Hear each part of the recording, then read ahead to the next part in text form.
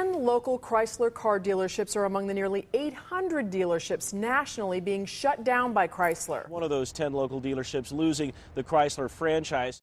I just watched a Chrysler dealership owner walk away from 34 years of business, not because she wanted to, but because they made it impossible to survive. Linda Martinez stood in her empty Phoenix showroom, tearing down the same posters they once begged her to hang. She used to move 150 vehicles a month. Now, 4.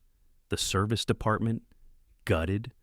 The parts team, waiting months for components they were once promised in days. They said electric was the future, but forgot to mention you'd be stranded waiting for basic repairs. 3 dust-covered vehicles sat in silence, like tombstones for the American dream. One customer whispered, "We paid $56,000 for this van. Now it's worth half and no one will even touch it." But Linda isn't alone. This is happening across the country, and you're next. Because 10 major brands, names you know, drive, and trust, are heading for extinction. And when they go down, you'll be the one holding the bill. I ran the numbers, sales figures, corporate earnings calls, dealership reports, and what I found? They've already chosen who survives and who doesn't. 10 major car brands are being quietly erased by their own parent companies. Not startups, not niche imports. These are American icons, brands your parents drove, brands you trusted, and they're being bled dry from the inside out. You were promised longevity, loyalty, resale value. What you're getting is layoffs, empty lots, and tanking trade-in. The death spiral indicators. Let me show you the mathematical impossibility that's destroying these automotive brands. Linda's Chrysler dealership used to generate $2.8 million annually in revenue. Last year, it brought in $187,000. This year, she's on track for $89,000, not enough to pay rent on her facility, let alone support her family. The numbers tell a devastating story across multiple brands. Chrysler sales have plunged over 70% since 2015, with monthly volumes that would have been unimaginable a decade ago.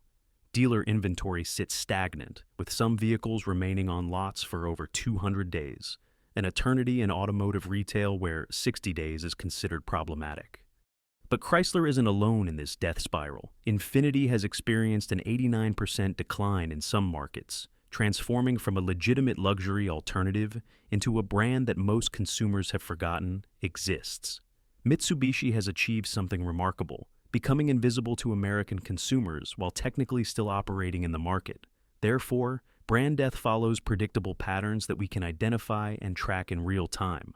The dealer network disintegration represents the most visible sign of brand collapse. Since 2020, over 30% of Chrysler dealerships have either closed entirely or dropped the brand from their franchises.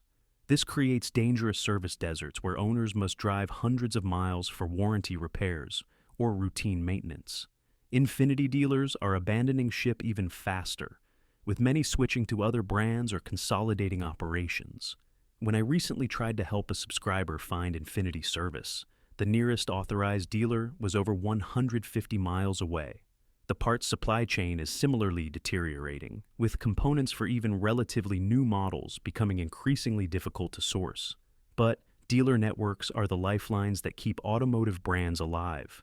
When dealers lose confidence and abandon franchises, it creates a cascade effect that accelerates brand death exponentially.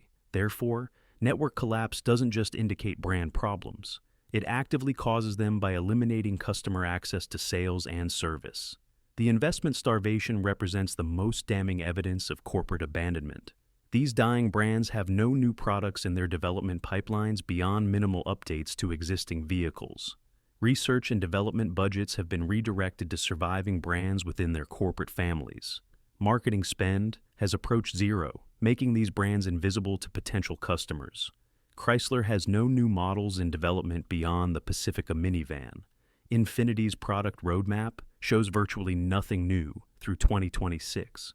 Mitsubishi's American lineup consists entirely of aging designs with minimal updates, competing in crowded segments against fresher, more compelling alternatives. But brands need constant investment to survive in the modern automotive market. Without new products, marketing support, and technological advancement, even historically strong brands wither and die. Therefore, Corporate neglect becomes a self-fulfilling prophecy that guarantees brand extinction. Perhaps most telling is the customer abandonment cycle that's accelerating these brand deaths. Existing owners are actively warning others away from their vehicles due to service difficulties and plummeting resale values. Data from automotive valuation services shows these brands losing value at twice the rate of stable competitors. A family who financed a Chrysler 300 in 2022 likely owes $10,000 more than the vehicle is currently worth, creating a financial trap they cannot escape without devastating losses. This word-of-mouth damage spreads faster than any marketing campaign can counter. But customer loyalty used to sustain struggling brands through difficult periods. Modern consumers are more pragmatic than loyal, abandoning brands that don't deliver value regardless of historical relationships. Therefore, the traditional safety net of brand loyalty has disappeared, leaving struggling brands with no buffer against market forces. The execution list. Part 1. But some brands are being killed more deliberately than others, and the execution methods reveal just how ruthless the automotive industry has become. Mitsubishi has achieved something that should be impossible in the American automotive market, becoming extinct while still technically operating. The brand's American sales have fallen by over 60% from their peak, with some models selling fewer than 200 units monthly nationwide. The dealer network has contracted by approximately 20% since 2020, creating vast regions where owners must travel hundreds of miles for authorized service. A subscriber asked me to find a reliable Outlander for his family, and it took 3 weeks just to locate a dealer with inventory. When we finally found one, the salesperson seemed surprised that someone actually wanted to buy a Mitsubishi. An automotive expert told me they've achieved the impossible, becoming extinct while still operating. Most consumers don't even realize Mitsubishi still sells cars in America. They're automotive ghosts. Infinity's identity crisis has reached terminal stages. Down 89% in some markets, this luxury division has lost nearly 75% of its peak sales volume and is rapidly disappearing from luxury shopping lists.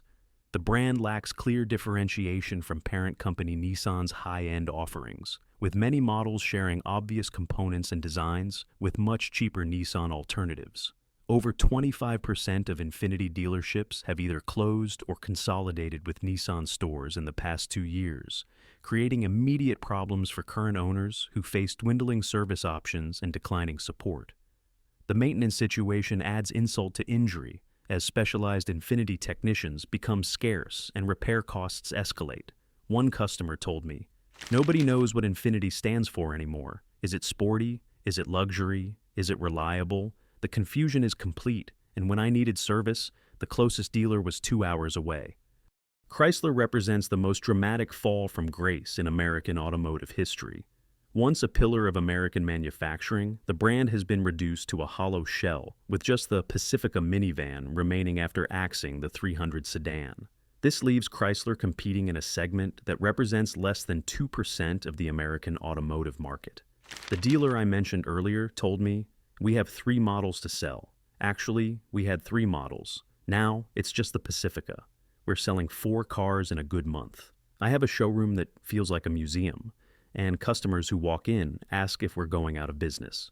Parent company Stellantis has no new Chrysler models in development beyond minimal updates to the Pacifica. The brand appears to be in managed decline toward eventual extinction, with resources being funneled to more profitable Jeep and Ram divisions. Jaguar's collapse has been swift and brutal. U.S. deliveries fell 72% year over year to just 2,339 units in the first quarter, as legacy models wind down before an all-electric reboot that's already showing signs of failure. Worldwide sales are down 85% since 2018, and parent company JLR is cutting 500 management jobs after profits cratered. The inventory vacuum has left dealers with almost nothing to sell until the $200,000 4-door GT arrives late in 2025. Some dealers are pondering franchise termination rather than waiting for a luxury electric vehicle that may never find buyers.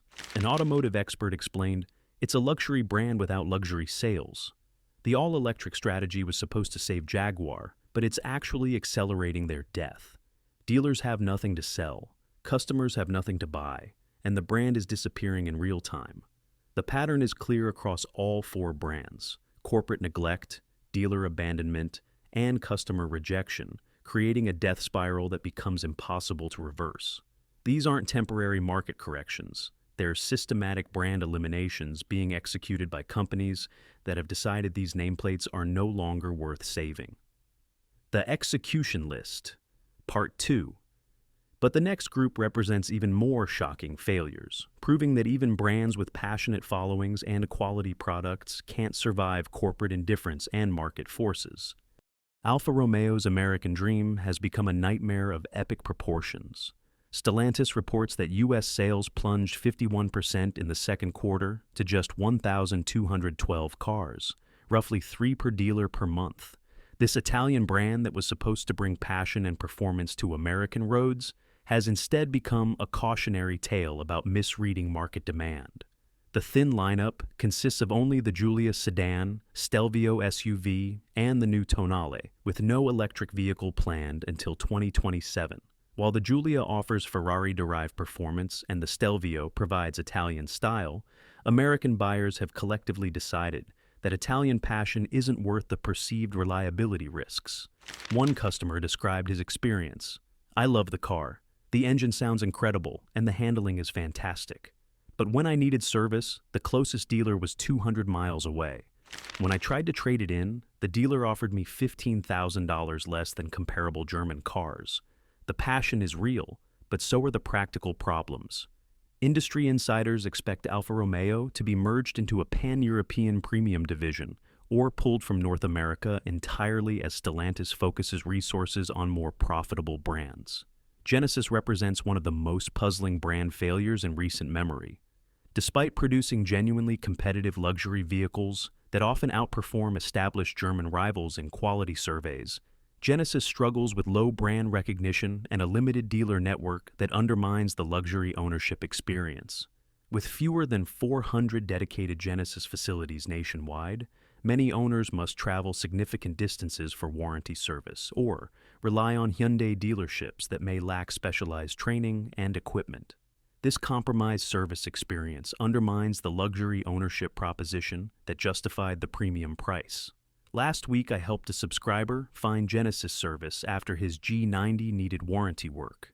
The nearest dedicated facility was 150 miles away, and the local Hyundai dealer admitted they weren't properly equipped to handle the luxury sedan's advanced systems.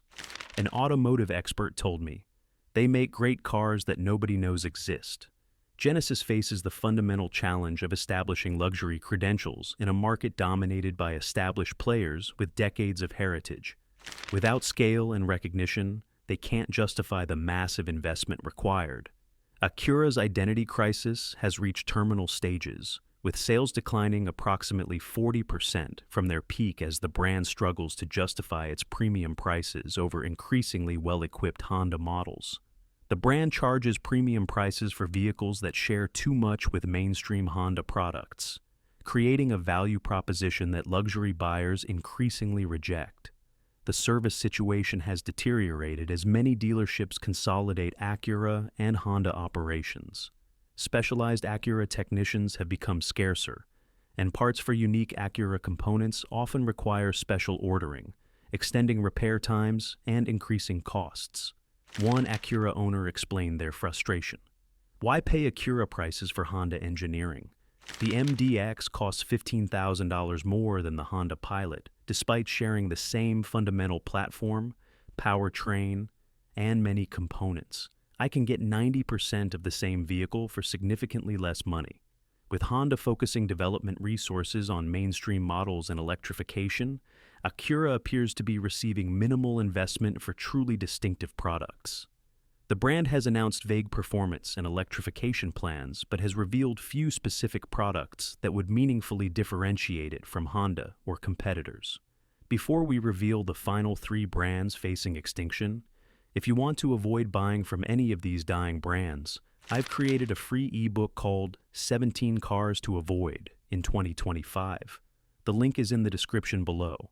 The pattern across these 3 brands reveals a common theme. Quality products aren't enough to survive without proper dealer networks, brand recognition, and corporate investment. Genesis makes excellent cars, but can't establish luxury credibility. Alfa Romeo offers genuine passion, but can't overcome reliability perceptions. Acura provides Honda reliability, but can't justify premium pricing. Therefore, brand survival requires more than good products. It requires comprehensive market strategy, dealer support, and corporate commitment that these brands simply don't have. The execution list, Part 3, plus analysis. But the final three represent the most shocking brand deaths of all, proving that even American luxury heritage and European engineering excellence can't survive when corporate priorities shift. Lincoln's decline represents the death of American luxury as we knew it. Ford's luxury division has experienced a 50% volume decline from its peak, becoming essentially a collection of rebadged Ford products with premium price tags. The Continental sedan was discontinued entirely due to poor performance, leaving Lincoln with a lineup consisting primarily of crossovers and SUVs that share obvious DNA with much less expensive Ford counterparts. The brand has been consolidating with Ford dealerships for years, with dedicated Lincoln showrooms becoming increasingly rare. This not only diminishes the luxury purchase and service experience, but also signals the brand's diminishing importance within Ford Motor Company. An automotive expert told me, "It's Ford in a tuxedo, and customers see through it."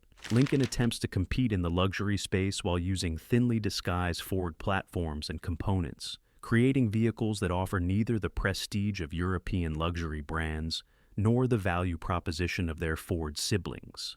With Ford focusing development resources on electric vehicles and highly profitable truck lineup, Lincoln appears to be a low priority for future investment, suggesting continued decline rather than renaissance.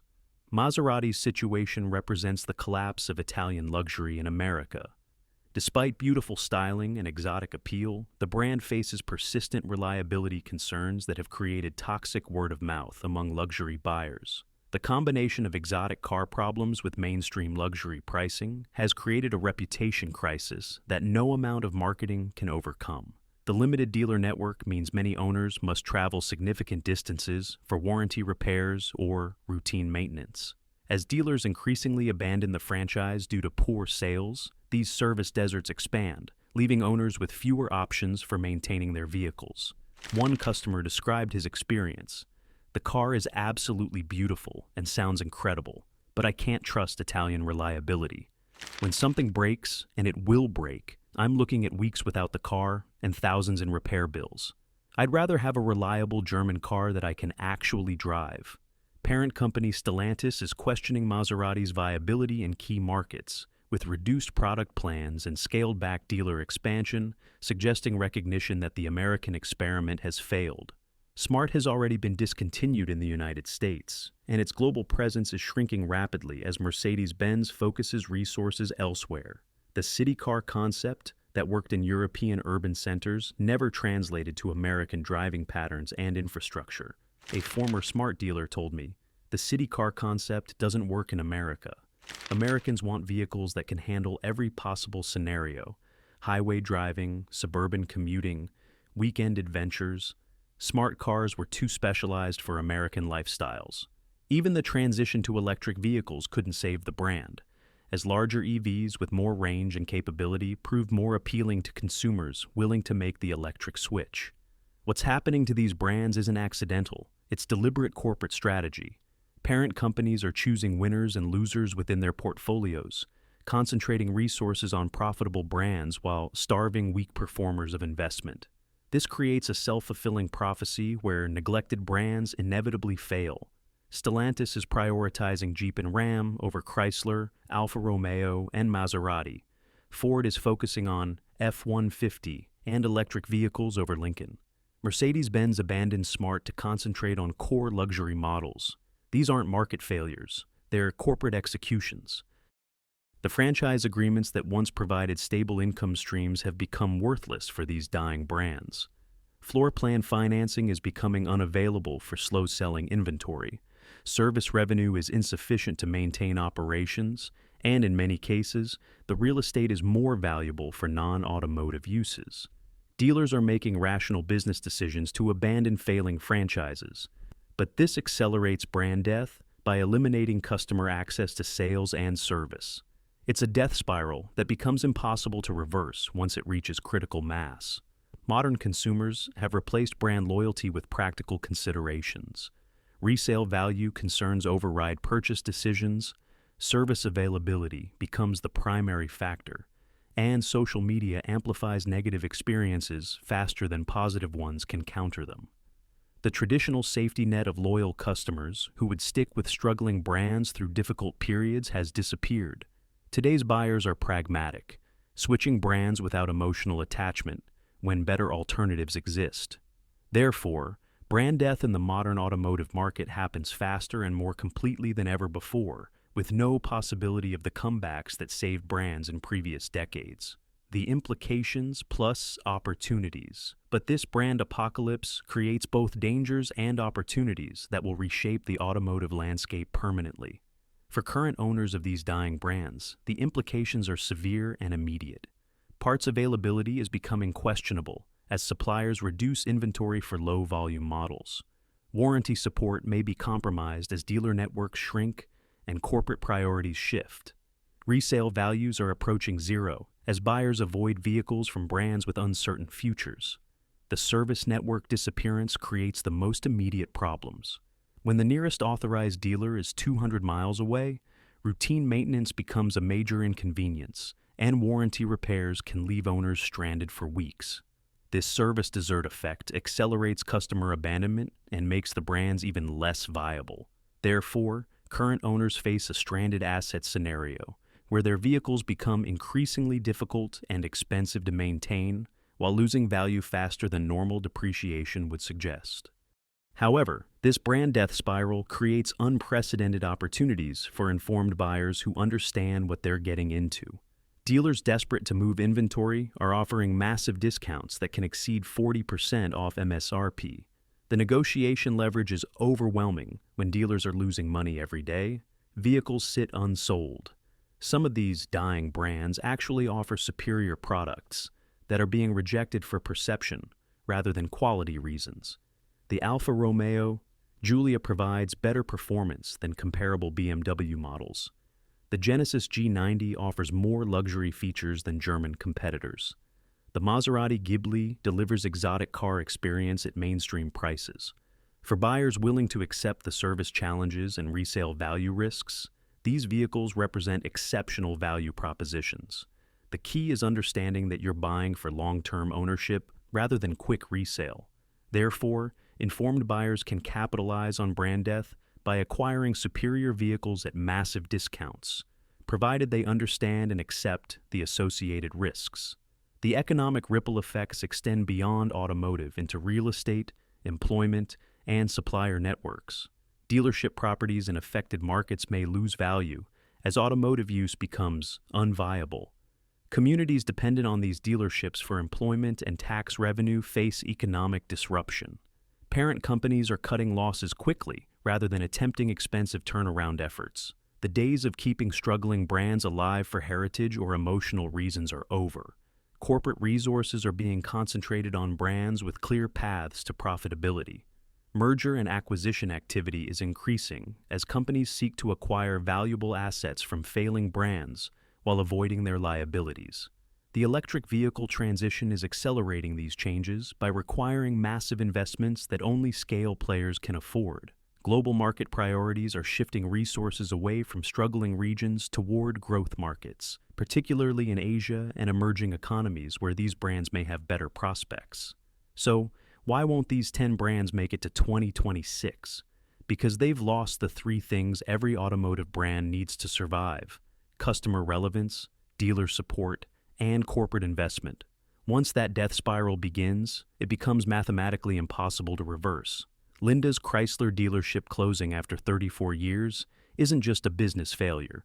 It's a symptom of fundamental changes in how the automotive industry operates. When a brand can only sell 4 cars per month, when dealers abandon franchises faster than customers abandon brands, when parent companies redirect resources to more profitable alternatives, extinction becomes inevitable. But here's what makes this personal. I've watched thousands of unsuspecting customers get trapped by these dying brands. They buy vehicles thinking they're getting deals, only to discover that cheap prices reflect genuine problems. Parts become scarce, service becomes impossible, and resale values collapse to levels that create financial disasters for families who trusted these brands with their second largest investment. The mathematics are brutal and unforgiving. Chrysler selling 4 cars monthly cannot support a dealer network. Infiniti down 89% cannot justify corporate investment. Mitsubishi invisible to consumers cannot generate the sales volume needed for survival. These aren't temporary market corrections. They're permanent structural changes that guarantee extinction. This isn't just about individual brands failing. It's about the complete restructuring of the global automotive industry.